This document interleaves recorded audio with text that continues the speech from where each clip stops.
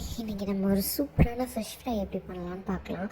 இது வந்து நார்மலாக அந்த ஃபேன்சி மசாலாஸ்லாம் போட்டு பண்ணுற மாதிரி இல்லாமல் நம்ம ஹோம்மேடாக சொல்லப்போனால் இது அம்மா ஸ்டைல்னு கூட சொல்லலாம்.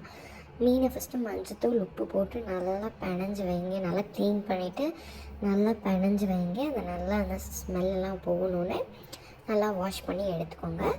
அப்புறம் வந்து ஒரு மிக்ஸி ஜாரில் கருவேப்பிலை, சின்ன வெங்காயம் இது ரெண்டும் போட்டு நல்லா அரைச்சிக்கோங்க. இஞ்சி பூண்டு தனியாக அரைக்கிறீங்கனாலும் அரைச்சிக்கலாம், அதோடு சேர்த்து நீங்கள் வந்து அரைக்கிறதுனாலும் அரைச்சிக்கலாம். இது எல்லாத்தையும் போட்டு அரைச்சிட்டு ஒரு பேஸ்ட் மாதிரி ரெடி பண்ணிவிட்டு அதில் கொஞ்சோண்டு மஞ்சத்தூள், 1 to 2 டேபிள் ஸ்பூன் வந்து சீரகத்தூள், 2 to 3 டேபிள் ஸ்பூன் வந்து மல்லித்தூள், 2 டேபிள் ஸ்பூன் சோம்புத்தூள், அப்புறம் வந்து மிளகாத்தூள் வந்து கொஞ்சம் அதிகமாக போட்டுக்கோங்க. 3 to 4 போட்டுக்கோங்க. 5 கூட போட்டுக்கோங்க. ஸ்பைஸ் பொறுத்து அவங்கவுங்க ஸ்பைஸ் பொறுத்து மிளகாத்தூள் மாறும். அப்புறம் கொஞ்சம் சால்ட் போட்டுக்கோங்க. பெப்பர் கொஞ்சம் போட்டுக்கோங்க. பெப்பர் போட்டுட்டு இது எல்லாத்தையும் நல்லா மிக்ஸ் பண்ணிவிட்டு நல்லா வாஷ் பண்ணி எடுத்துக்கோங்க. அந்த மஞ்சத்தூள் உப்பெல்லாம் போகிற மாதிரி வாஷ் பண்ணி ஃபிஷ்ஷை எடுத்துகிட்டு இதை நல்லா மிக்ஸ் பண்ணி அந்த ஃபிஷ்ஷில் வந்து இதை நல்லா மிக்ஸ் பண்ணி ஃபஸ்ட்டு ஒரு பேஸ்ட் கன்சிஸ்டன்சிக்கு கொண்டு வந்துடுங்க.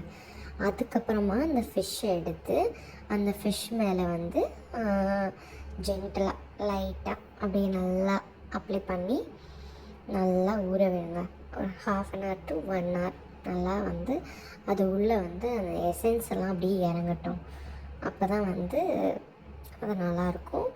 ஸோ வந்து நல்லா மசாலா எல்லா இடத்துலையும் படுற மாதிரி ஸ்ப்ரெட் பண்ணிக்கோங்க. இது சிம்பிள் ஹோம்மேட் அம்மா பாட்டிலாம் பண்ணுற மாதிரி. நம்ம ஃபேன்சி மசாலாஸ் எதுவுமே இதில் போட மாட்டோம், எல்லாமே வீட்டில் அரைச்சது மட்டும்தான். சொல்ல மறந்துட்டேன், இதில் லைட்டாக புளி தண்ணி கூட ஆட் பண்ணிக்கலாம். உங்களுக்கு தண்ணி போட்டு மிக்ஸ் பண்ணும்போது பத்தலைன்னா புளி தண்ணி போட்டு இது பண்ணிட்டு நல்லா மிக்ஸ் பண்ணி ஃப்ரிட்ஜில் வச்சுட்டு கொஞ்சம் நல்லா ஒரு 1/2 hour ஊறினதுக்கப்புறம் ஒரு டீப் ஃப்ரை பண்ணுறதுனால நீங்கள் பண்ணிக்கலாம்.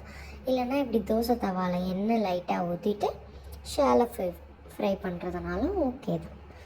ஒரு சைடு வெந்தோடனே இன்னொரு சைடு திருப்பி போட்டு எடுத்திங்கன்னா ஹெல்தியான ஃபிஷ் ஃப்ரை ரெடி. கண்டிப்பாக ட்ரை பண்ணி பாருங்கள், சூப்பராக இருக்கும். இந்த சவுண்ட் கேட்டாலே பசிக்கும்.